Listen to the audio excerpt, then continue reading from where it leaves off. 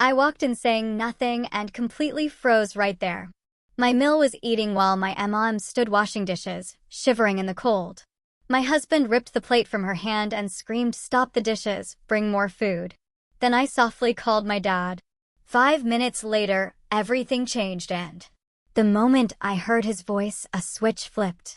It wasn't just my life at stake anymore. It was my mother's, and I knew I had to unleash a storm that would shake their world to its foundations. In that icy grip of winter, with snow swirling outside my windshield, I was just 30 minutes from discovering the betrayal that would shatter everything. My audit assignment in Denver had wrapped up early, and all I dreamt of was walking into my warm home, hugging my mom and husband, finally getting some decent sleep. Our custom home in this upscale sanctuary subdivision wasn't just a house, it was a sacrifice. My mother, Martha Evans, had sold everything, her solid rural home in Alabama, the land, the livestock, so Daniel and I could have a respectable place.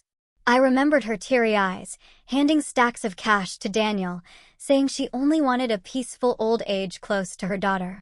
Daniel had sworn he'd treat her like a queen. My SUV smoothly braked by the tall, wrought iron gates. I decided against the intercom, not wanting to disturb anyone, and quietly opened the pedestrian gate with my key. The first-floor windows were brightly lit. Through the frosty air, I caught the scent of roasting meat and a loud, booming laugh. It was Barbara Thorne, my mother-in-law. I managed a small smile. Must be a party. I gently opened the front door and stepped into the foyer. The house smelled of expensive perfume and roast turkey. I inhaled, ready to shout surprise. But the words caught in my throat. From the dining room, where the chandelier sparkled, a wide opening led into the kitchen. And that view broke my world in two. In the dining room, at the massive mahogany table, sat Barbara Thorne. She was wearing a festive, deep burgundy dress, platters of prime steak, gourmet fish appetizers, and high-end scotch bottles spread before her. She was cheerfully regaling an unseen companion, popping an appetizer into her mouth. The dining room was warm, a fireplace crackling merrily. But the kitchen was in icy darkness. The heat had been completely shut off. The window was cracked open, letting in a bitter draft. Huddled over the sink was Martha Evans, my mother. She wore her old, worn winter coat and a knitted shawl. She was trembling, her hands red and swollen from the icy water, frantically scrubbing a dinner plate. No steam rose from her lips. It was almost as cold in the kitchen as outside. I froze, unable to draw a breath. I saw Mom try to turn off the water, but the faucet only sputtered. No hot water. Conserving energy. They were conserving energy on the woman who had bought these very walls for them.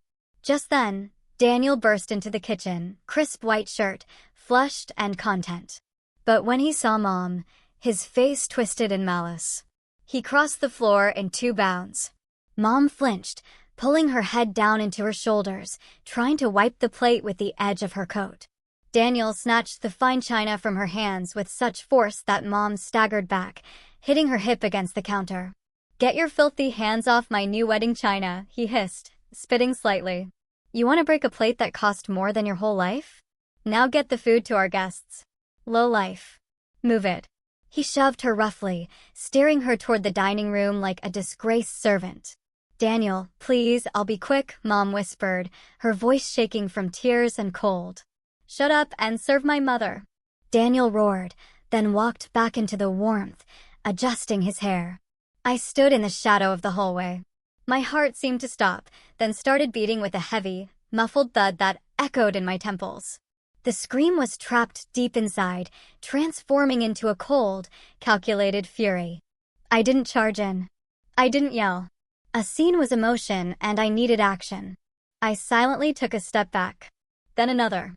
Quietly opened the front door and slipped back out into the snowy night. The cold air burned my face, clearing my thoughts. My fingers were steady as I pulled out my phone. I found a number in my contacts Daniel thought was for a retirement home or some backwater relative. "Dad," I said, my voice even and dead.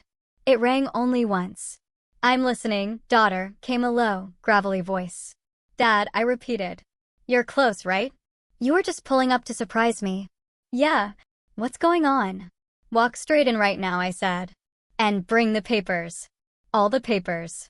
I ended the call. I stood on the porch for exactly 3 minutes, watching the falling snow. Then I wiped a non-existent tear, straightened my shoulders, and opened the door again. This time, it was loud, confident, and punctuated with a slam. I stomped my boots loudly, shaking the snow off them, and walked into the foyer. Ellie.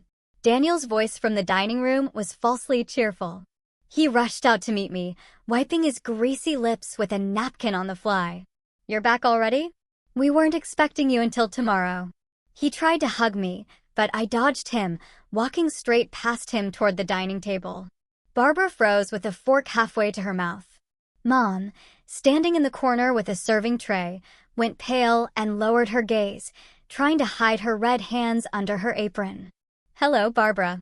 I nodded at my mother-in-law without looking directly at her, then approached my mother. I took Mom's freezing hands in mine. Why are you wearing a coat? And why is there no heat in the kitchen? Daniel nervously laughed, stepping between us. Oh, Ellie, you know your mother. She has her quirks. She got hot. She opened the windows herself, and she put the coat on because, well, she got a little chilly. We told her, sit down. She just says, I want to help. I want to be useful. Useful. I repeated. And she also wanted to break your china herself. What? Daniel stopped smiling. What are you talking about? I silently pulled out my phone, placed it in the center of the table right next to the platter of steak, and pressed play. The recording of Daniel's voice, clear and loud, broke the deadly silence. Get your filthy hands off my new wedding china. Now get the food to our guests. Low life. Move it. Barbara's face broke out in red splotches. Daniel's jaw dropped, but no sound came out. His eyes darted between the phone and his wife. Ellie, that's taken out of context, he finally sputtered. You don't understand. She pushed my buttons. She did it on purpose. 5 minutes, I said, looking at my watch. You have 5 minutes to pack your bags. Are you kicking us out? Barbara shrieked, jumping up from her chair. Out of my son's house. How dare you? This is our house. We're registered residents here. This house was bought with my mother's money. I cut her off in an icy tone. And you turned her into a slave, legally speaking. Daniel suddenly straightened up, a cocky note entering his voice. Half the assets belong to me as your husband, and we're not going anywhere. Try to throw us out in the snow, I'll call the police. You have no right. At that moment, the heavy front door, which Daniel had locked with 3 deadbolts, swung open with a drawn-out, dreadful screech. A plume of frosty air surged into the house. Daniel and Barbara flinched and spun around. Standing in the doorway was a tall, imposing man. He was 65, but he looked like a brick wall. He wore an expensive, perfectly fitted black cashmere coat. His gray hair was neatly slicked back, and his eyes held a kind of authority that made you want to disappear. This was Arthur Sterling, not the frail old man with the fishing rod Daniel thought he was, but a man whose glare had once made suspects tremble in the district attorney's office. Behind him, 2 sturdy men in dark suits stepped out, silent as shadows, carrying leather briefcases. Good evening, Arthur Sterling said. His voice filled the entire space, drowning out the crackle of the fireplace. He wasn't yelling, but the baritone made the dishes rattle in the cabinet. Who are you? Daniel stammered, backing away. How did you get in? This is private property. Arthur slowly pulled off his leather gloves, his heavy gaze fixed on his son-in-law. You're mistaken, young man. Private property is something that belongs to you, and this house, as of this minute, does not. My father walked into the room without taking off his boots. The 2 men followed. One of them placed a document with a notarized seal on the table in front of Daniel. Remember that private investor you borrowed $300,000 from last month to finish the roofing? Arthur asked, walking up to the table and picking up a steak appetizer. He sniffed it with distaste and dropped it back on the plate. The one who agreed to give you the money against the collateral of all movable and immovable property? Daniel turned white. No questions asked. How do you know that? That was confidential. That was my guy. Arthur smiled. But the smile was more terrifying than a snarl. I loaned you the money through an intermediary, and in the contract, which you idiot signed without looking, there was one little clause. Clause 4.2. It stated the immediate confiscation of the collateral if payment was late by even 1 day. Daniel gulped hard. But the payment was yesterday. I forgot. I thought 1 day wouldn't matter. It matters, Arthur Sterling said, nodding to his men. The deadline passed at midnight last night.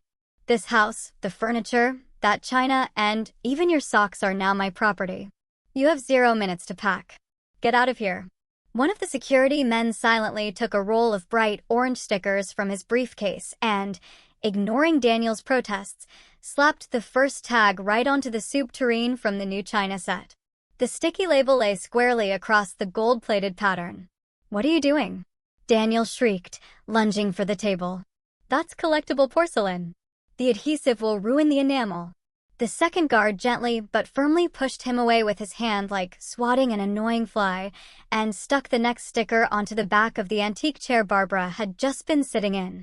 Inventory, Arthur said, walking toward the fireplace and warming his hands. All of this is collateral for the debt now. Any attempt to remove, sell, or damage an item will be treated as felony theft. He motioned to his men. Keep going, guys. The TV, the coats in the closet, the appliances, everything goes on the list.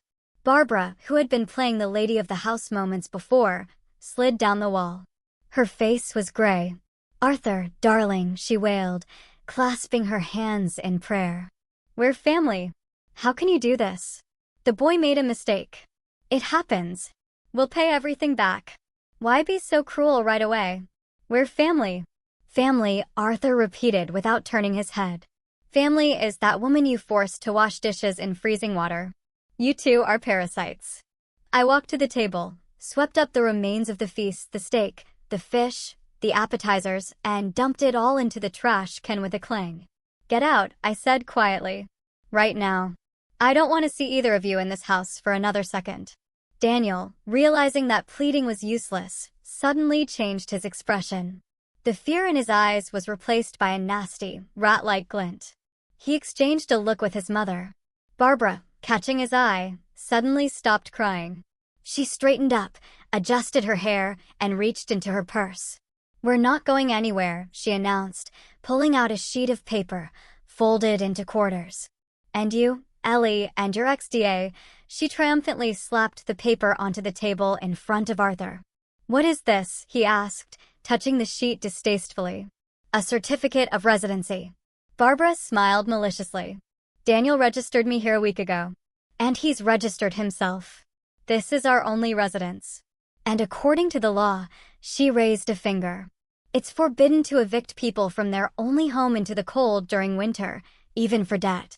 Sue all you want. The courts will take years, and until then, we live here. Daniel beamed, seeing his father-in-law frown. They had prepared.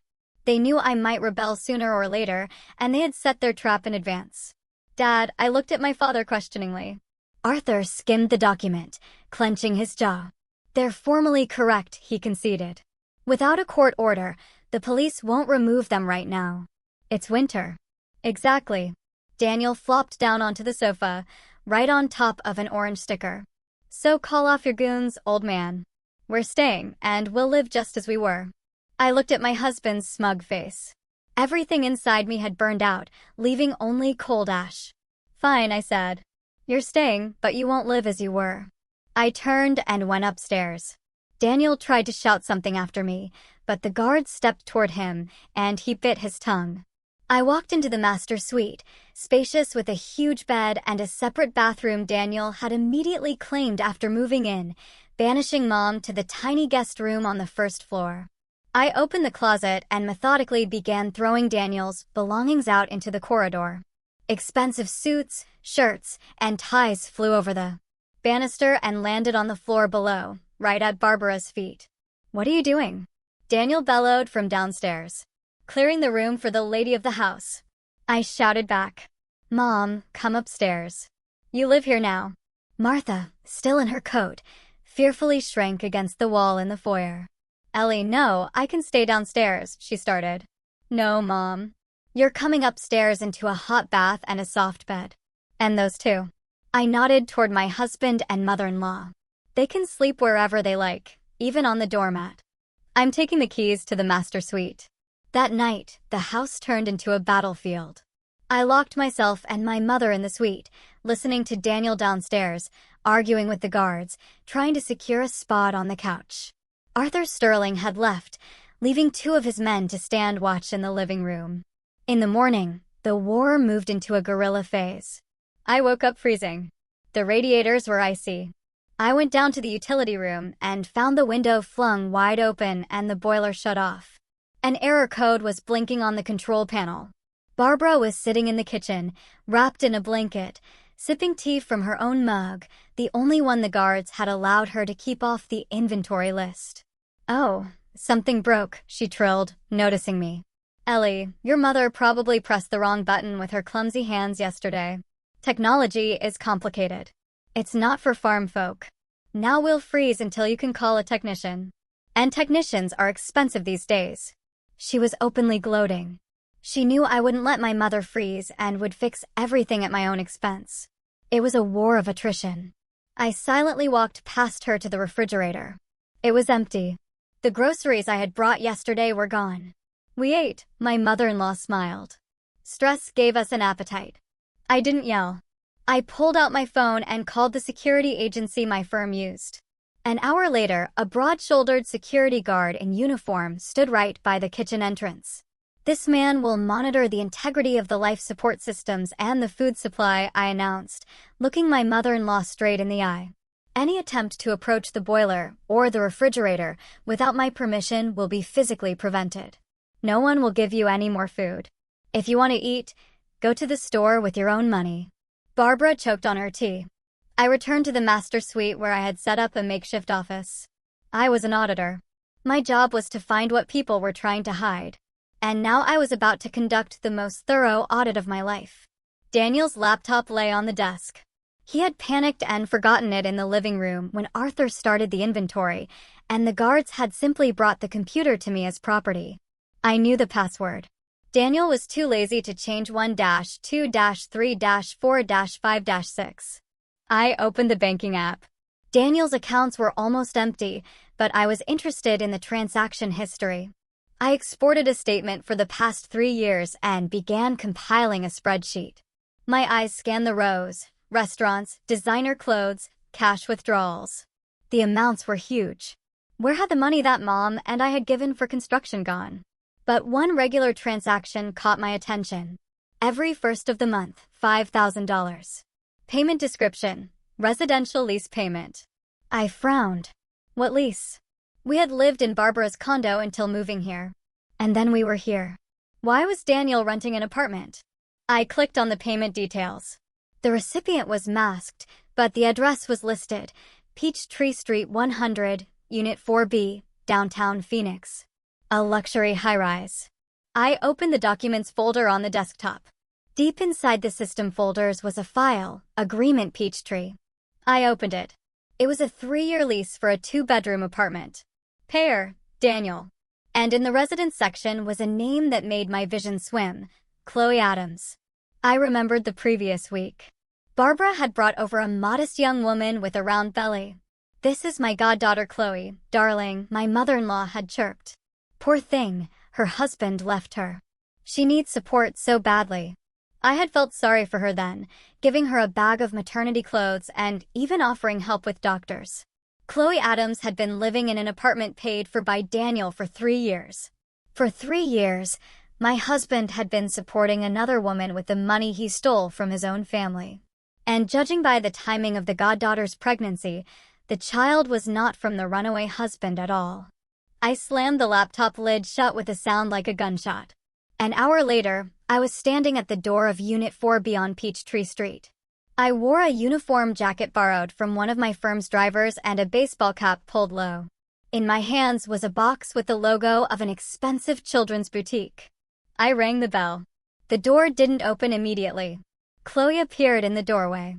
She wore a silk robe unbuttoned at the chest. Her belly was quite noticeable.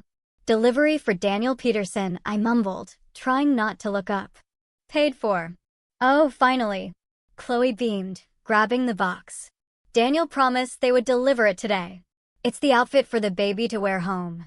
She stepped inside the hallway without closing the door and eagerly began tearing open the packaging. I stepped in after her, taking off my cap. I hope the size is right, I said in my normal voice. Chloe froze. She slowly turned around and the box slipped from her hands. You, she whispered. What are you doing here? I was looking not at the mistress's face, but at her neck. There, a thin gold chain with a vintage ruby pendant framed in small diamonds sparkled in the opening of the robe. It was my grandmother's family necklace, the one that had disappeared from my jewelry box 6 months ago. Daniel had claimed then that the cleaning lady must have stolen it, or that I myself had lost it. That's a beautiful necklace, I said softly, stepping closer. Grandma used to say it only brings luck to honest women. Chloe instinctively covered the jewelry with her hand. Get out. I'm calling the police right now. Daniel will be here soon. Daniel isn't coming. I chuckled. Daniel has a few little problems with residency and his conscience right now, and I wouldn't call the police. The report for the theft of this necklace has been at the precinct for 6 months. All I have to do is make one phone call and you'll be giving birth in a jail infirmary. Chloe paled. Her bravado began to crumble. I didn't steal it, she shrieked. It was a gift. Barbara gave it to me. She said it was her family heirloom. Take it off, I commanded, holding out my hand. Right now. Chloe, sobbing, unclasped the fastener and threw the necklace into my palm. Choke on it, she spat venomously. It will all be mine soon anyway. The house and Daniel. The house, I repeated, pocketing the necklace.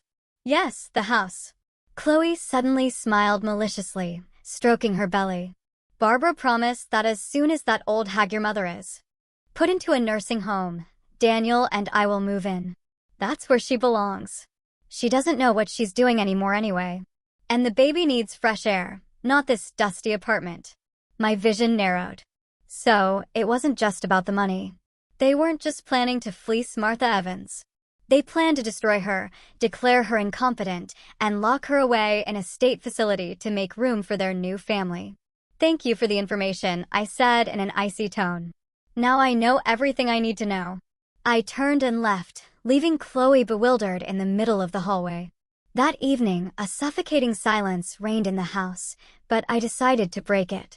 I set the table in the dining room, not for guests, but for family. I set the plates, lit the candles, and invited everyone to dinner. Daniel and Barbara came down cautiously. They were starving. The guard in the kitchen was diligently doing his job, and they had been surviving all day on crackers found in their rooms. Seeing the roasted chicken, Daniel swallowed hard. Sit. I invited them with a gesture. Martha was already sitting at the head of the table, dressed in her best new spring dress that I had retrieved from the suitcase. She looked confused, but held herself with dignity. I sat across from my husband. The ruby on my neck glowed scarlet in the candlelight. Barbara, who had reached for the bread, froze. Her eyes widened, fixed on the jewelry. A fork clattered onto a plate. Pretty, isn't it? I asked, touching the stone. I found it today in a very unexpected place. On the neck of a certain pregnant goddaughter. Daniel choked on his water. He coughed, his face turning crimson. You want to see her? He choked out. I did. I nodded calmly. A sweet girl, very candid. She told me all about your plans. The retirement home for Mom, the move-in. Martha gasped and pressed a hand to her chest. Retirement home, she whispered. Daughter, what is she talking about? She's talking, Mom, about how these people, I swept my hand over my husband and mother-in-law, were planning to declare you mentally unfit to move in here with Daniel's new wife and their baby. That's a lie. Daniel jumped up. She's lying about everything. Chloe is she's just an acquaintance. I silently picked up the TV remote and pressed the power button. On the huge screen in the living room, a photo of the lease agreement appeared. Daniel's name, Chloe's name, signatures, dates. 3 years of lies in high definition. You paid for her apartment with the money we were saving for Mom's medical care, I said. You lied to my face for 3 years. You have a child on the side, and you wanted to throw my mother out of her own home like trash. Daniel collapsed back into his chair, covering his face with his hands. He was crushed. The evidence was irrefutable. The silence in the room became sticky heavy. It felt like someone was about to scream or beg for forgiveness, but then a laugh broke out. A quiet, dry, rasping laugh. Barbara Thorne was laughing. She neatly cut a piece of chicken, put it in her mouth, and after chewing, looked at me with an expression of complete superiority. There was no fear or shame in her eyes. Only cold calculation. "So you found out? What's your point?" she asked, wiping her lips with a napkin. "You think you won? You think you can throw us out now in disgrace?" "I don't think." "I know," I replied. "Tomorrow, I'm filing for divorce and eviction." "Eviction?" Barbara smirked again. "Did you look closely at the deed for the house, smarty pants?" "Sure, the house is in your mother's name." "The house?" "Yes." My mother-in-law corrected me. "The walls, the roof, the foundation. But the land it sits on." She paused dramatically, savoring the moment. "The land, darling, belongs to me." I frowned. "What nonsense." "My mother bought the lot." "Your mother provided the money," Barbara corrected. "And I handled the paperwork." "Remember that power of attorney Martha signed 3 years ago to handle all the construction affairs? There was one small line in there, right to purchase real estate in my name." My mother-in-law leaned back in her chair, crossing her arms over her chest. "So, the half-acre lot that this wonderful custom home sits on was purchased in my name. And I have the deed." Martha cried softly. "Barbara, how could you? We had an agreement." "It was all for my son, darling." Barbara snapped. "Not for you, you country bumpkin." She turned back to me, her voice hard as steel. "So, the breakdown is this, daughter-in-law. The house is yours, but the land is mine. I demand that you move your house off my land. Tear it down or pay me rent. Say, $20,000 a month starting today." I stared at her, understanding that this wasn't a bluff. This woman had planned everything from the start. She wasn't just a thief. She was a professional predator. "And if we don't pay?" I asked. "Then I'll sue to have the illegal structure demolished," Barbara shrugged. "And believe me, I'll win. I have all the paperwork." She picked up a chicken leg and took a bite with relish. "So, no one is going anywhere. Chloe will move in here as soon as she gives birth. And you and your mother will live in the guest annex and work off the rent. And that's my final word." Barbara wasn't kidding. The next morning, I woke up to the sound of a heavy engine roaring outside. I looked out the window and saw an old, rusty dump truck slowly pulling into the gates and parking directly across the only exit from the property. The driver, a grumpy guy in a greasy jacket, jumped out of the cab, locked the door, and walked away on the road without looking back. The dump truck completely blocked everything. No one could drive out, and no one could drive in. "What does this mean?" I asked, descending to the kitchen where Barbara was victoriously sipping coffee. "It's my land," my mother-in-law replied without looking up from her mug. "And I decide who and what parks on it." By noon, it became clear that this wasn't just a petty stunt. It was a siege. A septic pump truck arrived at the gates. The septic tank was overflowing from the day before. The driver honked, got out, looked at the blocking dump truck, spat, and drove off. The hose simply couldn't reach the tank cap over the fence. An hour later, an odor appeared in the house. Faint at first, then unbearable. Using the plumbing became impossible. The courier with the week's worth of groceries I had ordered also turned around at the gates. Barbara went out onto the porch and yelled with a smirk that entry onto private property was forbidden. If he tried to climb the fence, she would call the police for trespassing. "She's starving us and drowning us in our own sewage," I concluded, looking at the empty refrigerator. By evening, the house had turned into an icy, foul-smelling tomb. Martha sat in her room, wrapped in a blanket and crying. "Ellie, honey," she sniffled when I checked on her. "Let's just leave. Let them choke on this house. I can't take this anymore. The smell, the cold. I'm old. I don't need much. We can rent a room somewhere." "No." I cut her off. My voice was tight with tension. "If we leave now, we lose. We'll give them everything you worked for your entire life. I won't let that creature win." A cold fire burned in my eyes. I wasn't going to surrender. I had worked in logistics for 15 years. I knew how to deliver cargo to the most inaccessible points in the country. Surely, I could organize the provisioning of my own home. Late that night, when Barbara and Daniel had fallen asleep, confident in their victory, I went out into the backyard. Behind the shed, there was a small gap in the fence known only to the neighborhood cats. In the darkness beyond the fence, headlights flashed. It was my company service pickup truck. The driver, an old acquaintance named Robert, silently tossed 2 heavy backpacks over the fence. They contained food, bottled water, portable chemical toilets, and gas burners. "Thank you, Robert," I whispered into the darkness. "Hang in there, Evans," the driver replied. "If you need it, we'll drop supplies from a helicopter." They wouldn't starve or drown in sewage. The blockade was broken, but defense wasn't victory. I needed to go on the offensive.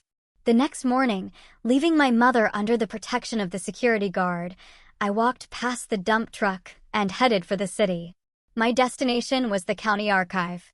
I knew that if Barbara was talking about legality, there had to be a loophole. People like her didn't play by the rules. They looked for technicalities. The archive was dusty and quiet. The woman archivist, recognizing my last name, brightened. "Oh, you're Arthur Sterling's daughter. What a man he was. Such a district attorney.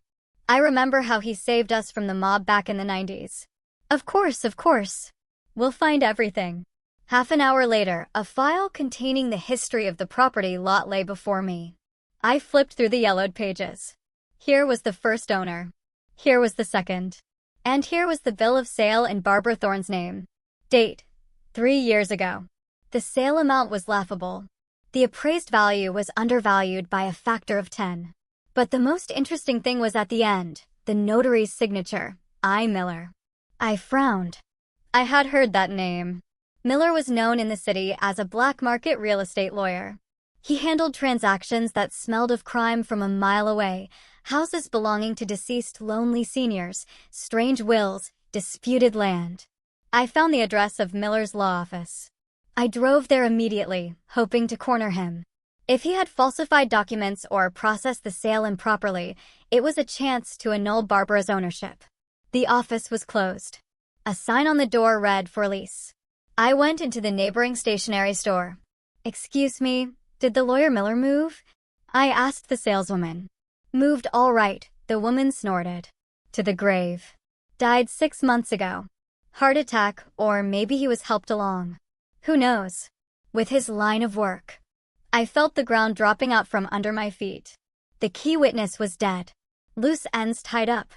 I walked outside, sat on a bench, and covered my face with my hands. A dead end. Barbara had won.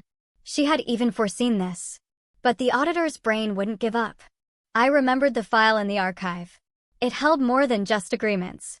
There were receipts, appendices, copies of payment records. Where did Barbara Thorne, who had worked her whole life as a simple bookkeeper for the HOA and was now on retirement, get the money for even the undervalued price of the land, $300,000? That wasn't pocket change.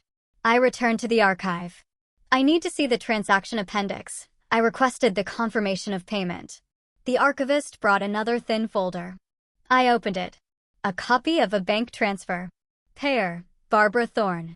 Amount: $300,000. Bank: City Credit Union. I photographed the document. I called an acquaintance in the bank security department. "Michael, run this payment, please. It's urgent."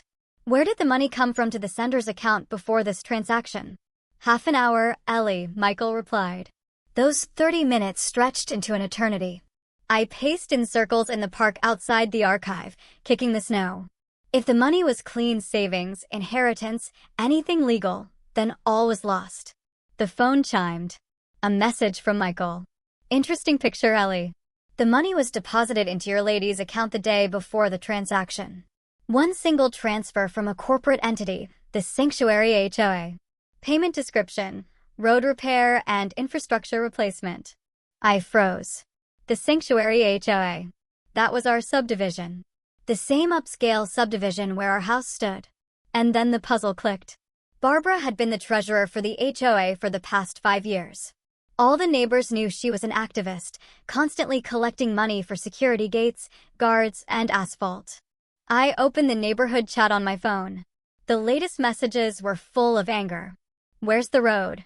Why are there potholes again? We all paid $10,000. Where's the result? Barbara had replied to everyone. The contractor let us down. We're looking for a new one.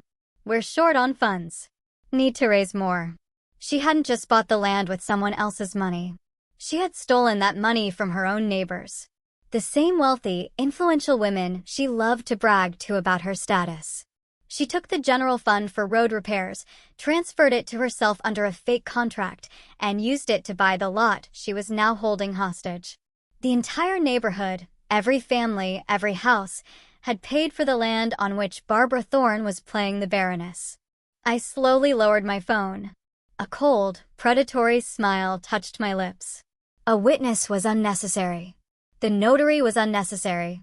I held a bomb in my hands that could blow up not only the fence, but Barbara Thorne's entire life, and the fuse was already lit. I didn't go to the police. Filing a police report would be too slow, too bureaucratic. It would give Barbara time to find a lawyer and drag the case out. No, I needed an immediate effect. I needed a social, bloodless, but no less brutal form of justice. I opened the neighborhood chat, the Sanctuary Wives. This chat included all the women Barbara had so painstakingly fawned over, whose approval she sought, whose recipes she copied, wives of executives, businesswomen, socialites. I typed a short message, urgent meeting at the clubhouse in 1 hour. Topic: where did our road funds disappear? Come if you don't want to keep paying scammers. Documents will be provided. Send. An hour later, the meeting room at the local clubhouse was packed. All the women, dressed in expensive coats and carrying designer bags, were there, annoyed that they had been pulled away from their errands, but intrigued by the scent of scandal. I stepped onto the stage. I didn't waste time on pleasantries. I connected my laptop to the projector. Good afternoon, I said into the microphone. My voice was firm. Many of you know my mother-in-law, Barbara Thorne. She's our treasurer. She constantly tells us that the till is empty, that we need to chip in more, that contractors are letting us down. She's been saying we're short on funds for 3 years. A murmur of agreement ran through the hall. Now look at the screen. I brought up the first spreadsheet. This is a statement from our HOA account. Here are the deposits from you all. Millions of dollars. And here's an expenditure.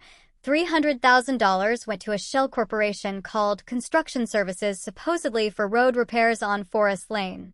But there are still potholes there, shouted a woman in the front row, the wife of a local congressman. I ruined my suspension there yesterday. Correct. I nodded. Because there was no repair. And here's the statement from the Construction Services account. I clicked the slide. On the very same day the money came from us, it was transferred to Barbara Thorne's personal account. The hall gasped. And the next day, I switched the slide.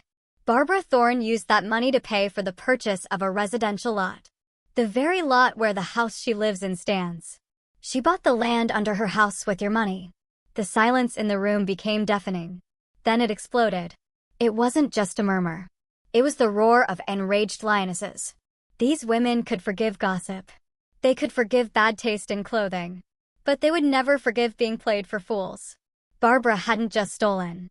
She had humiliated them, forcing them to pay for her security while she played the aristocrat. Where is she? The congressman's wife yelled, standing up. Let's go see her right now. She's home, I replied calmly.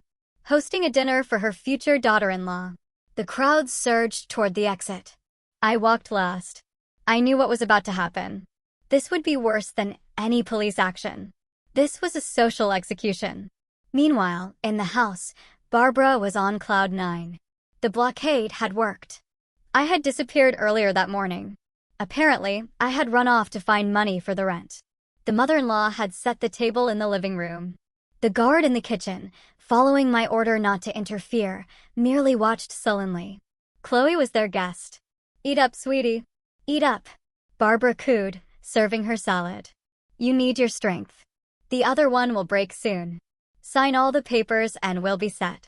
You'll be the lady of the house here, and Martha will find a cheap care home somewhere far away, Barbara said with a dismissive wave. Chloe smiled contentedly, stroking her belly. Daniel sat beside her, agreeing with his mother, already mentally arranging his furniture in his father-in-law's study. Suddenly, a commotion came from the street. A rising tide of voices like the surf. "What's all that noise?" Barbara frowned. Did that crazy woman start a protest? She walked to the window, pulled back the heavy curtain, and went white. A mob was standing by the gates. Dozens of women. And they weren't just onlookers. They were the very socialites Barbara dreamed of having tea with. But now their faces were distorted with rage. "Barbara, come out, you thief," the congressman's wife screamed, shaking her fist. "Give us back our money. Open the gates, you con artist. We know you bought the land with our funds." Barbara recoiled from the window as if from fire. The curtain slipped from her trembling fingers. They know," she whispered. "How did they find out?" The first rock flew into the gates, followed by a clod of dirt. "Daniel," she shrieked. "Do something. Call security." Daniel rushed to the window, saw the enraged crowd, and understood. This is the end. The end of his mother, her reputation, her influence, her place in society. If he went out now to defend her, they would tear him apart along with her. Those women would ruin them. They would shut every door in the city in their faces. He looked at his mother. She was pacing the room, clutching her chest, grabbing her phone, clinging to the edge of the table. She looked pathetic. "First, I can't," Daniel mumbled. "Mom, these are your problems. I had nothing to do with this." "What?" Barbara froze. "You're abandoning me? Your own mother." "I have to think about the baby." Daniel nodded at the frightened Chloe. "We can't handle the stress. We're leaving." He grabbed Chloe's arm and dragged her toward the back door.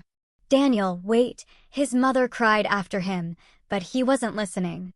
He dashed into the foyer, snatched his overnight bag that he hadn't unpacked since yesterday, and frantically began stuffing documents into it. Passport, driver's license, wallet. "Faster, Chloe, faster," he urged. "We'll go to your apartment in the city. Lie low until this blows over." "But Daniel," Chloe whined, "what about the house? You promised." "To hell with the house. Can't you see what's happening? They're going to lynch us." He pulled out his phone to call an Uber. The app returned a payment error. "What the heck?" Daniel frowned. Tried another card. Transaction declined. A third card, blocked. He logged into his mobile bank. A red message flashed on the screen, accounts frozen. Suspicious activity. "No, no, no," he whispered, stabbing the screen with his finger. "This is a mistake. This can't be happening." I appeared in the foyer doorway. I had walked in through the front entrance, which the crowd wasn't yet storming, giving me a clear path. I stood with my arms crossed, watching my husband with icy calm. "Where are you going in such a rush, darling?" I asked. "Ellie." Daniel scrambled toward me. "Ellie, what's wrong with the cards? Why aren't they working?" "Unblock them. You're an auditor. You messed something up." "I didn't mess anything up," I replied. "I filed for divorce this morning, and as part of the asset division procedure, I filed a request for an asset freeze. And also, I paused, savoring the moment. As a certified auditor, I am obligated to report suspicious financial schemes.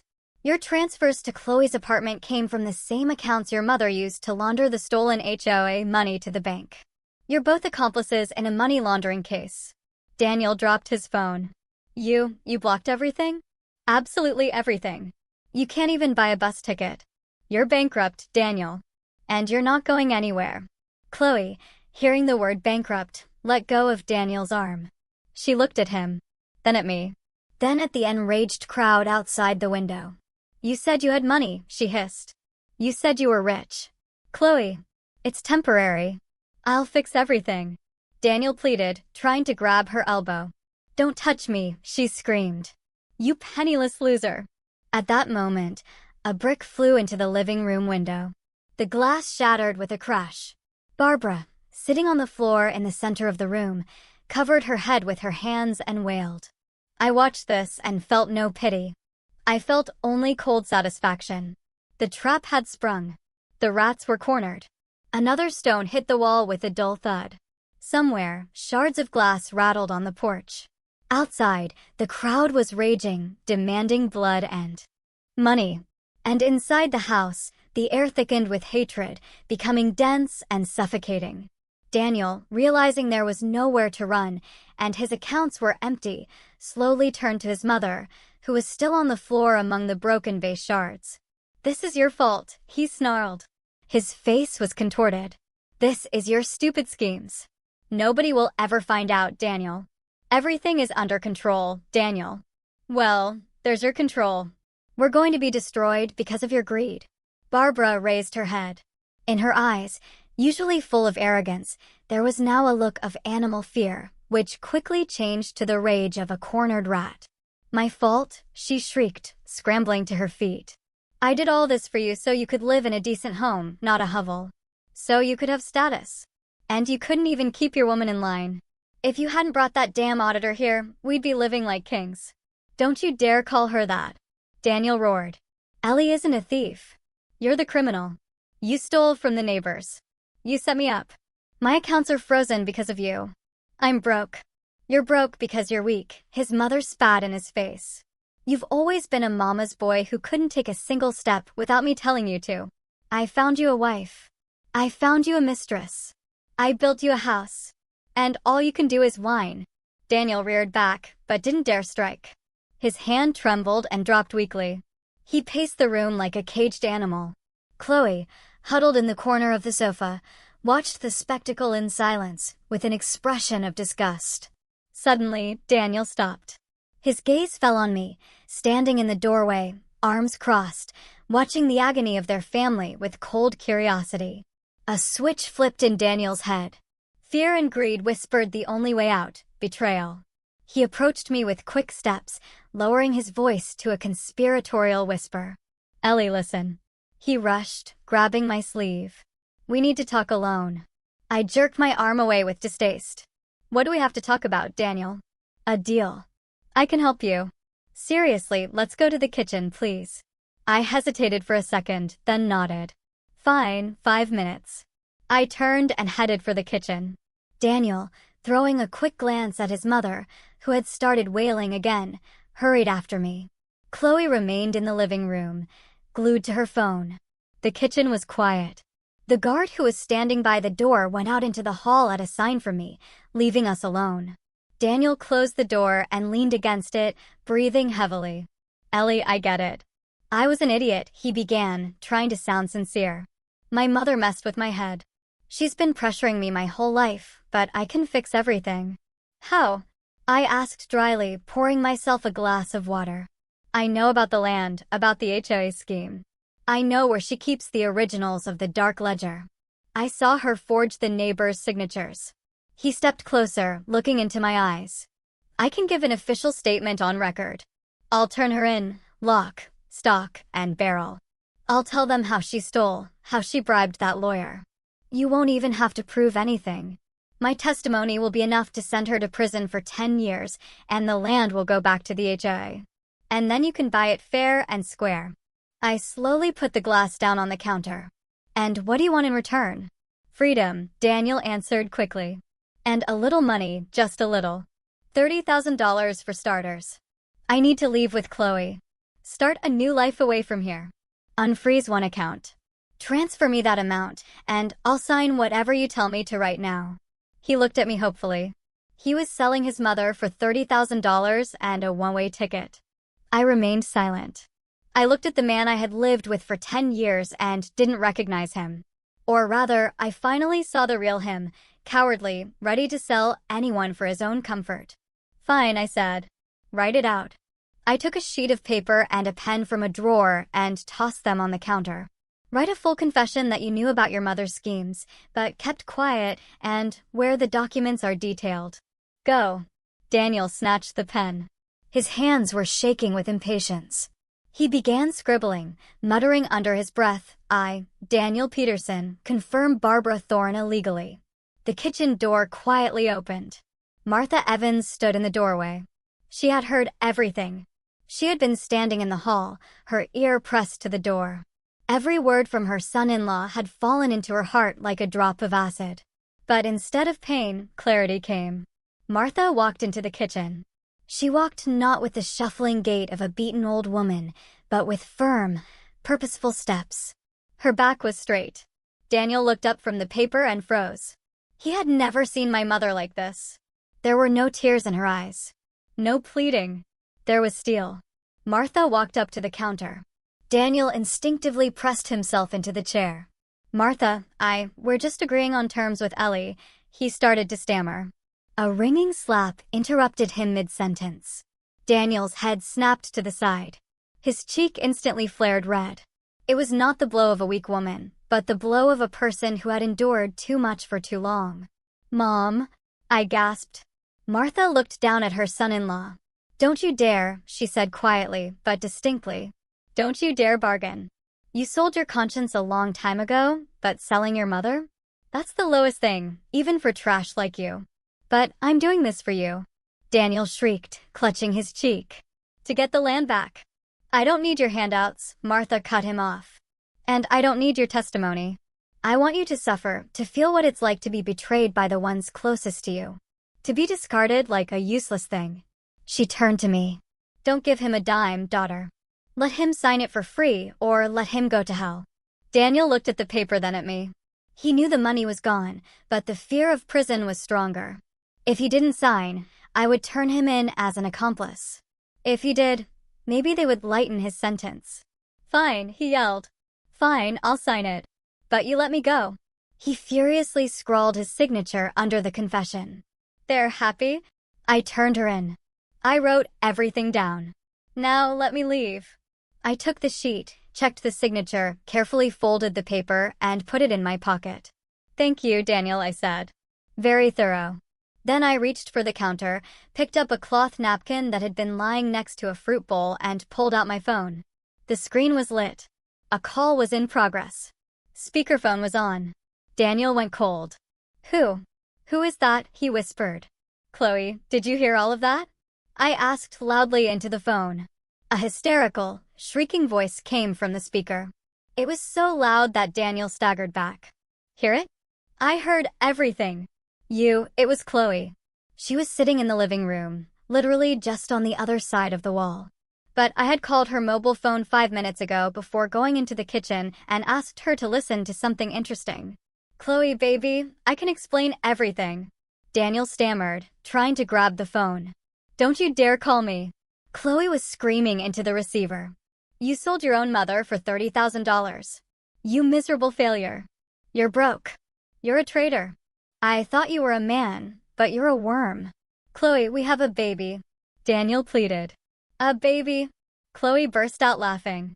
And the sound was worse than the slap. I don't care about your baby. I'm calling Jeremy my ex right now. He's an idiot, but at least he has a truck, and he doesn't sell his mama. You can rot in prison. I'm leaving right now. The call ended with a short series of beeps. Silence hung in the kitchen. Daniel stood staring at the phone in my hand as if it were a pistol that had just been fired into his face. In that minute, he lost everything. The wife who despised him, the mother he had betrayed who would now curse him, the mistress who turned out to be just as predatory as he was and abandoned him at the first sign of trouble, and the money and the house. He was utterly alone.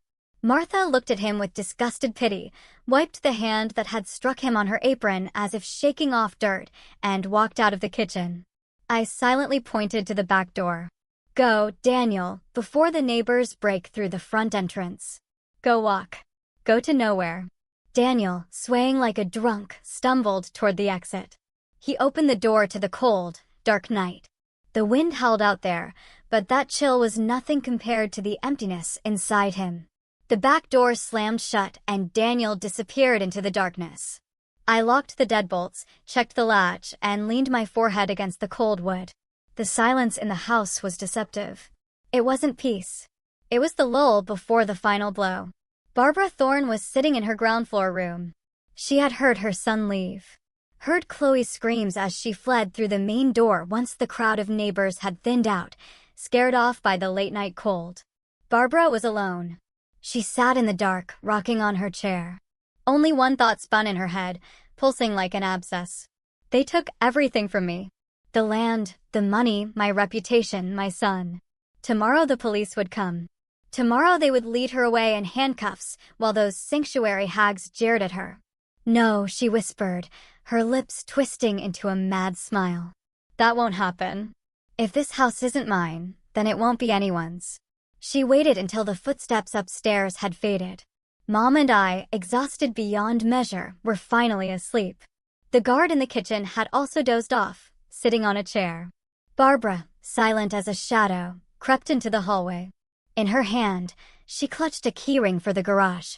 Her plan was simple and insane: fire. The home insurance policy was in her name. Another one of her little tricks.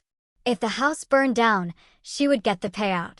And the documents, all the documents proving her land scheme, would burn with the walls. No one would be able to prove a thing. She would say the wiring shorted out. Old wiring installed by those clumsy contractors. She walked into the garage. It smelled of gasoline and old rubber. In the corner stood jerry cans, old, metal heavy. She had stored them there for years, just in case. Now the time had come. Barbara struggled to twist the cap off the first can. The sharp chemical smell hit her nose. She began pouring the contents onto the floor. The gasoline spread in a dark puddle over the concrete, creeping toward the shelving unit filled with paint cans, toward the wooden frame leading into the main house. Burn, all of you. Burn, she whispered, splashing the second can onto the walls. It's mine. It's all mine. She pulled out a lighter.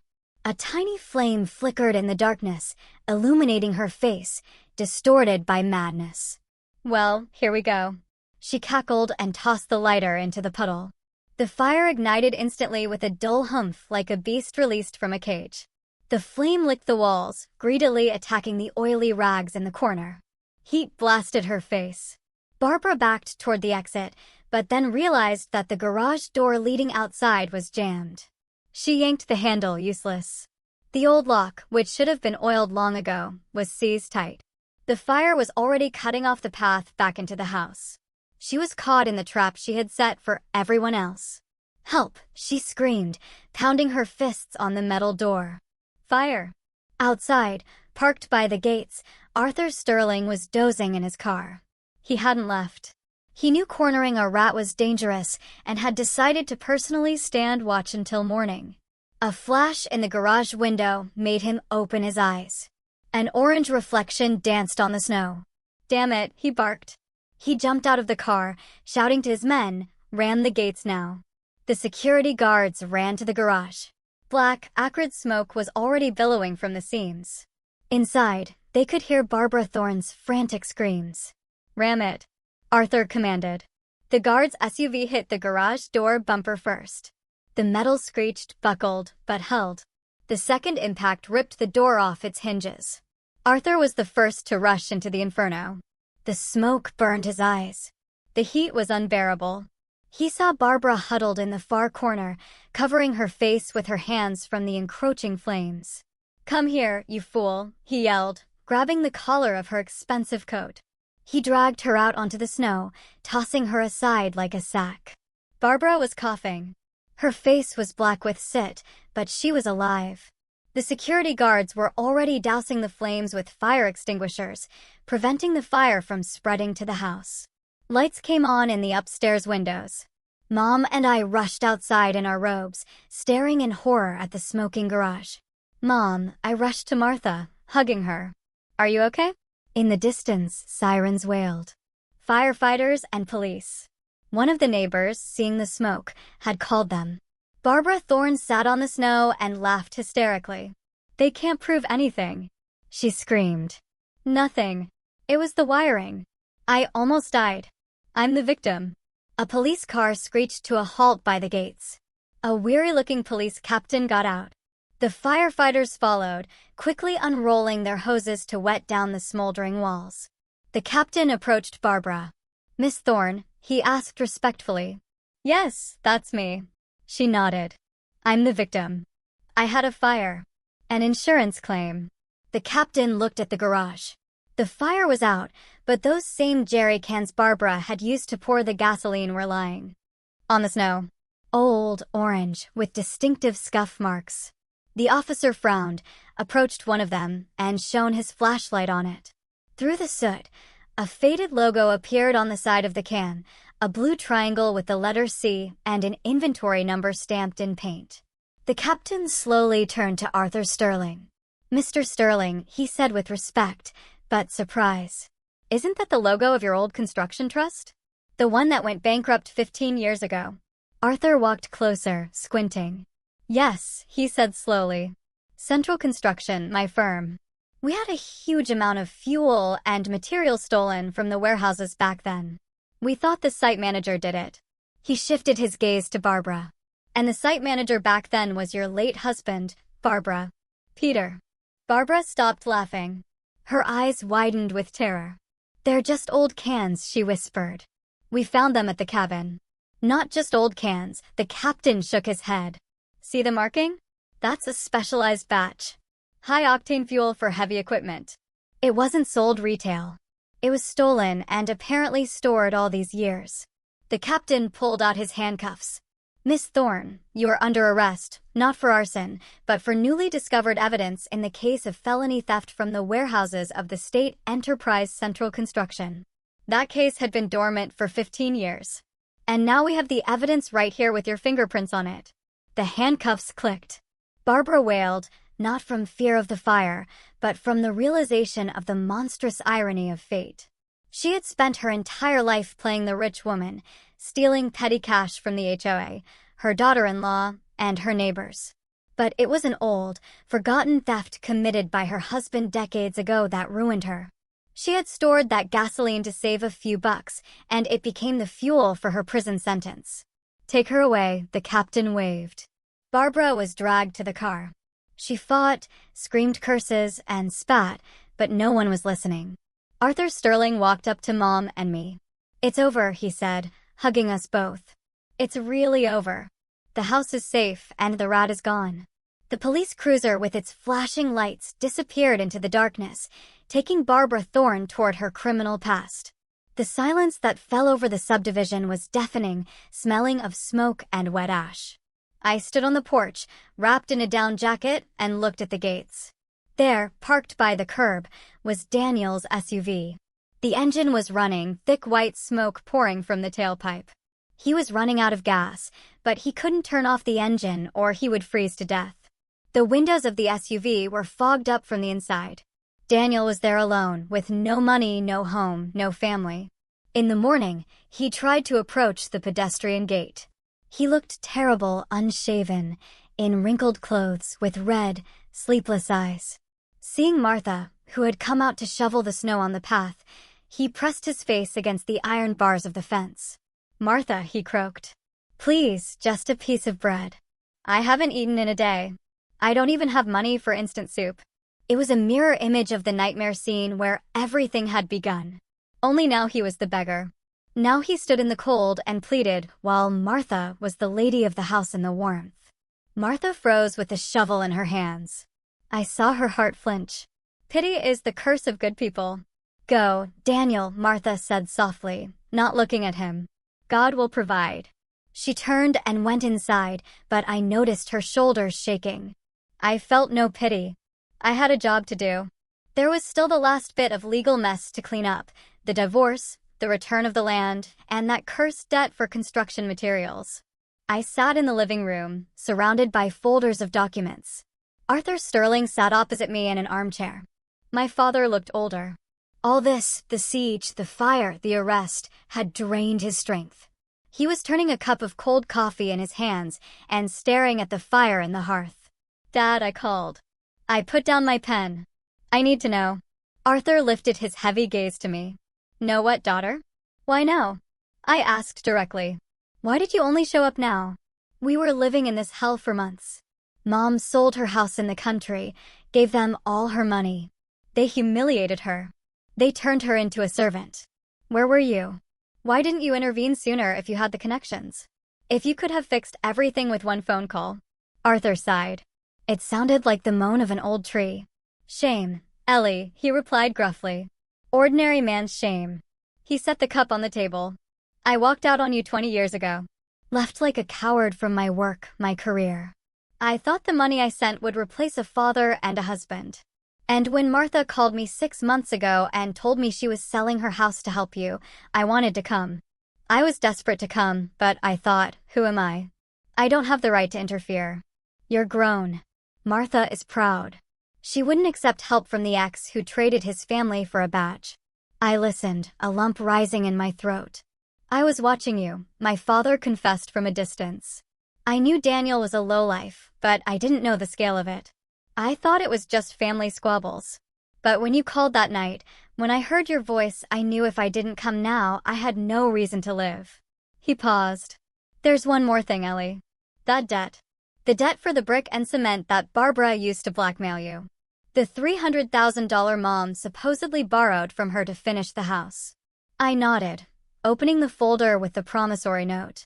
Mom signed it 2 years ago. Barbara said the money from the sale of the country house wasn't enough. Prices went up, and she kindly loaned her savings. We still owe her that amount even if she's in prison. Her heirs, Daniel, they can still claim it. That's a lie, Arthur said softly. There was no debt. Prices didn't go up. There was more than enough money from the sale of your mother's house. But Barbara, she's a sly fox. She knew Martha didn't understand construction estimates. She simply stole some of the money, hid it, and then said there wasn't enough. But where did the materials come from? I didn't understand. The house was finished.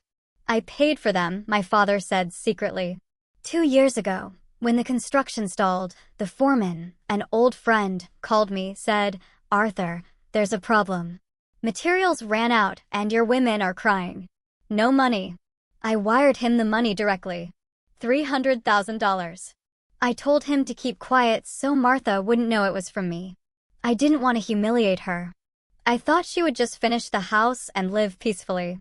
And Barbara intercepted the documents. My father smiled bitterly. The foreman handed the receipts and delivery notices to her as she was the one in charge of the build. She saw that everything was paid for, but Martha didn't know it. And Barbara put on a show. She came to Martha and said, I found the money. I paid for the materials, but now you owe me. And she got her to sign that promissory note. She sold you something I had already given. I closed my eyes. The sheer cynicism of this woman was unbelievable. She had taken my father's money, hidden the evidence, and then forced my mother to sign a debt bond for an already paid-for commodity. Where's the proof, Dad? I asked, opening my eyes. Words aren't evidence. The foreman might confirm it. But we need documents, receipts, payment records. I kept the bank statements, Arthur said. But that's not enough. We need the original bill of lading, the one with the recipient's signature. Barbara must have hidden it. She never threw anything away. I remembered my mother-in-law's room. After the police searched, it was chaos, but many things remained. The police had only taken what concerned the gasoline and HI case. They weren't interested in personal papers. I'm going to look, I said, standing up. I walked into the room that had been Barbara Thorne's fortress just yesterday. Now it was just a room with scattered laundry and the smell of old perfume. I methodically searched the place. Closets, drawers, shelves, empty, only old magazines, utility receipts, some postcards. I opened the bottom drawer of a dresser. Under a stack of towels lay an old, worn Bible. I was surprised. Barbara had never been religious. She only went to church on Easter to show off her new coat. I picked up the heavy book. I opened it at random. Tucked between the pages in the chapter about Judas lay a sheet of paper folded into quarters. I unfolded it. The paper was yellowed, but the text was clear. Bill of lading number 458, fascia brick, cement, rebar. Amount, $310,000. Stamp, paid. And at the bottom in the payer column, it wasn't Barbara's name. It was printed, J.F. Sterling, P.C. My father's name. And in the received column was Barbara Thorne's sprawling signature and the date. There it was. Barbara had received the materials paid for by my father. She had signed for the receipt. She knew it was a gift, but she had hidden this document in the Bible, a book she figured no one in this house would ever open, and forced Martha Evans to sign the debt. I gripped the paper in my hand until my knuckles went white. This wasn't just a document. It was a key to freedom. Complete, final freedom. No debt existed. This entire loan that Barbara and Daniel had held over us for 2 years, The one that made Martha scrub floors and endure humiliation was a fiction. A lie. I returned to the living room. I silently placed the bill of lading in front of my father. Arthur put on his glasses, looked at the paper, and his shoulders began to shake. He wasn't crying. He was laughing. A bitter, angry laugh. In the Bible, he croaked. She hid it in the Bible. Lord, what a woman. It's over, Dad, I said. They have nothing left. No Barbara, no Daniel, no debt. We're clean. At that moment, there was a knock at the door. It wasn't loud or demanding. It was timid, barely audible. I walked to the window. Daniel was standing at the door. He wasn't asking for food anymore. He just stood there, head down, holding a crumpled piece of paper. I opened the door but didn't let him in. I stood on the threshold, blocking the way. The warmth of the house escaped, enveloping Daniel in steam. But he didn't even try to warm himself. What do you want? I asked. Ellie. Daniel's voice sounded like rustling dry leaves. I found a job as a loader at the produce warehouse. They have a workers' dormitory. Glad for you, I replied coldly. I need a form. He held out a crumpled sheet, a family composition form for the manager, so they'll give me a room. I took the sheet. It was an application. In the marital status box, Daniel had written with a trembling hand, divorced. I'll sign the divorce papers, he said, looking at my feet. I won't claim any assets. I know about the debt.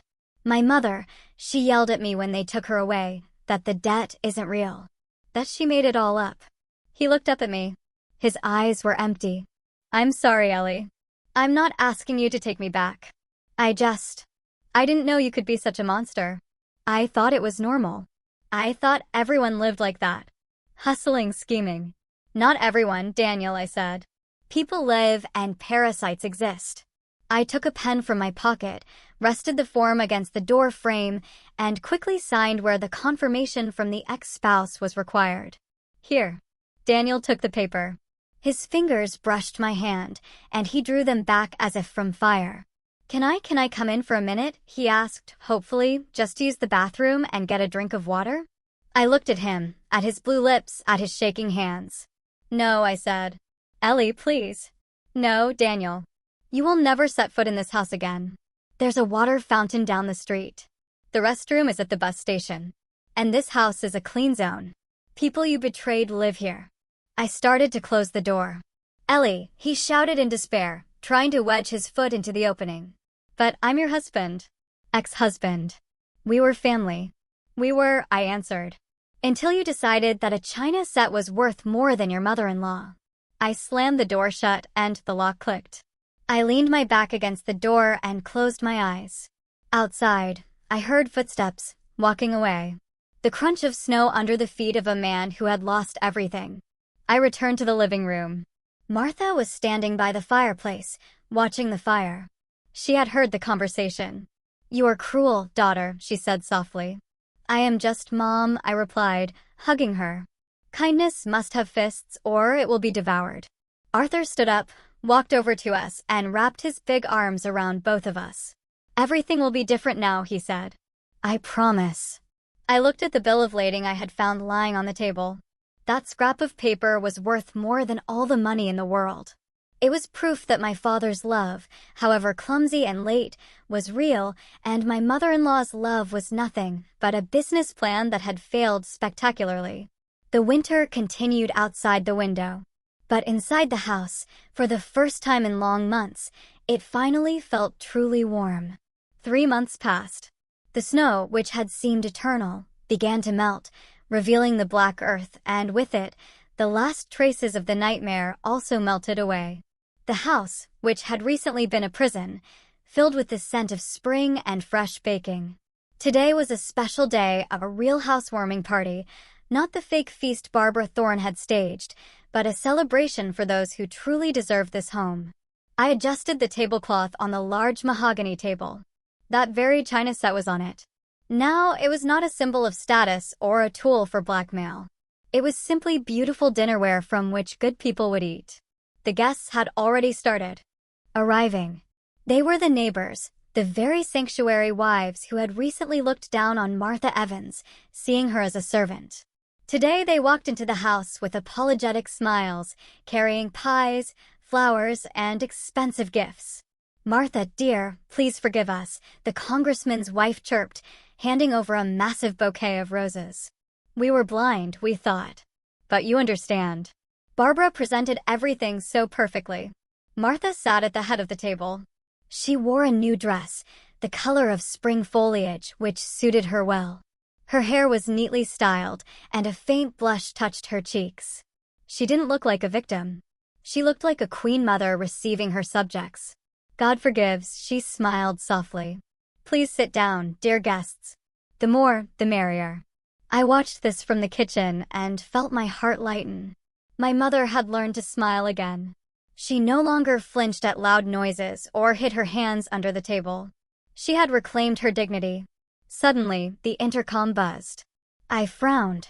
All the guests were already here. I walked to the monitor by the door. On the black and white screen, a figure stood at the gate. The man was dressed in a dirty jacket. On his head was a moth-eaten knit cap. He shifted from foot to foot, breathing on his frozen hands. "Daniel." I pressed the talk button. "What do you want?" Daniel lifted his head. His face was drawn, covered with a patchy beard. Dark circles lay under his eyes. "Ellie." His voice trembled. "I see you're having a party. Cars are parked. I just thought maybe there's a little stew or bread left. I haven't eaten all day. The warehouse commissary is closed today." He looked pathetic, but I knew that behind that mask of misery still hid the same man who had snatched a plate from my mother's hands. "Wait," I said. I went into the kitchen. I took a plastic container, filled it with hot chili, added a large piece of cornbread, and a few small pies. Then I took an envelope from my purse. I went outside, pulling on my coat. The spring wind was fresh, but still cold. Daniel, seeing me, brightened. He took a step toward the gate, reaching out his hands as if hoping he would be invited inside now, into the warmth, to the table. "Thank you, Ellie. Thank you," he mumbled. "I knew you weren't like them. Can I come in?" "Just in the foyer so the wind doesn't blow while I eat." I walked up to the fence, but didn't open the lock. I pushed the container and the envelope through the bars. "Here." Daniel grabbed the food, clutching it to his chest like a treasure. Then he looked at the envelope. "Is this money?" "It's a ticket," I said. "For the bus to rural Kansas. It leaves tonight." "Kansas?"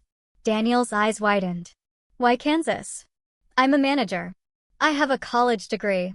"You have nothing," I cut him off. "Here, you're an outcast. No one will hire you. No one will rent you. You'll burn out here. Drink yourself to death under a bridge. But there you have a chance to become a human being or to die alone. The choice is yours." I turned to leave. "Ellie," he cried after her. "But why? Didn't you love me at all?"